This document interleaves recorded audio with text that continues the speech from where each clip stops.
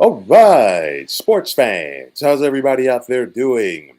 William Martin coming at you one more time here on YouTube with another edition of the 300 Pounds of Sports Knowledge Podcast. With a little over a month to go in the 2023 MLB season, things are heating up in the American League West. The Texas Rangers are currently in a tailspin, while the Seattle Mariners are arguably the hottest team in baseball. And sandwiched between them, there's the Houston Astros. The Rangers have been able to hold off the Astros for most of this season, but the Mariners have come on like gangbusters as of late. During the second half of the season so far, Seattle is 29 and 12. And in doing so, they've not only caught both the Astros and Rangers in the standings, they now sit alone in first place in the division. The M's have been taking care of their business since August 14th. During that stretch, they're 6-1 versus the lowly Kansas City Royals, while also sweeping the Chicago White Sox. And then you look at the upcoming schedule for Seattle; they've got three more this week with the Oakland Athletics, and of course, the Oakland Athletics have been a train wreck from the word go. To begin this season for a lot of reasons, but nonetheless, Seattle's been taking care of their business, and in the process, they are now living up to their preseason expectations. Because remember, after the Mariners got into the postseason derby last year. They got to the ALDS. They got swept by the Astros, but each game they were literally right there. And a lot of people were expecting those young Mariners to build off of that. Started off slow, but now they have that momentum going for themselves.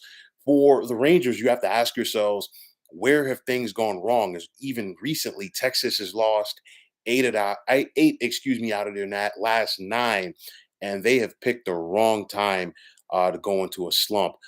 Veteran manager Bruce Bochy is in his first year with Texas, and of course, for the bulk of this year, he was pushing all of the right buttons. But right now, he's got to try to rally the troops and get his team back on track heading into the final month of this season. Now, all of course is not lost for whoever does not win the West, as the other two teams that we're talking about here are in a very good spot to get to the postseason. I mean, if the season ended today, Texas and Houston are tied for the second wild card spot in the AL, with Texas getting the slightest of slight nods, as they are literally 1 percentage point ahead of Houston. So both of these teams are sitting pretty. You got 2.5 games to separate you and Toronto for that final spot as well. So obviously, whoever does not win this division is still in a good position. You also look at it; it's a big drop off, because if you don't win this division and you got to settle for a wild card, whoever wins the West is more than likely going to get the second seed in the American League, which with it brings a first round bye. So that would give the winner an opportunity to rest. So it all depends on how you want to look at it, because last year, of course, Atlanta and the Dodgers on the National League side were one and done in the divisional round after having to bye. But then on the flip side, in the American League, it was Houston and the Yankees who had the buys, and they were able to utilize that. Of course, Houston and the Yankees faced off in the ALCS, and then when it was all said and done, it was Houston who would go on to beat Philadelphia in the World Series. So it just depends on which camp that you're coming in from on this. But of course, one question is going to be, with a little bit more than a month to go, who has the inside track in regards to these teams right here to win this division? I'll say this: even though that MLB has scaled back the amount of games for divisional opponents this year from 19 to 13, and of course, I'm not a fan of that. But at least with the way that things are working out in the American League West, this division more than likely is not going to be decided until the final week of the season. I say that because from September 22nd until October 1st, Seattle only plays Texas and Houston. They've got 7 games with the Rangers and then 3 with the Astros. Coming down the stretch here, for the Rangers, obviously they have seven of their last 10 versus the Mariners. And then once you look at the Houston Astros, they've got that three-game set with the Mariners as well. None of these teams are out of the woods right now in regards to this division because you look at the Astros right now, right after their series that they just wrapped up today with an emphatic win over the Detroit Tigers. They're at Fenway for three starting tomorrow night with the Red Sox. They've got the Rangers still. They've got a series with Baltimore. I talked about the Seattle series, and then they finish up at Arizona. And it's an Arizona team that's looking to get back on track and make a run to the postseason after they were in a funk. The Rangers, they lost a heartbreaker today in 13 innings. They're on the road for three with the Mets. You don't know what you're going to get there. Then they've got the same Twins at home next weekend before they host the Houston Astros.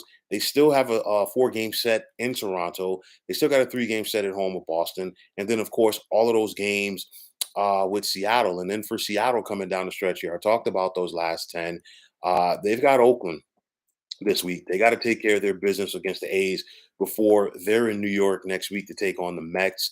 Right after that, three in Cincinnati with the Reds, and the Reds are right there in contention to make the postseason from the National League side. Then four in Tampa with the Rays, the wild card leading Rays.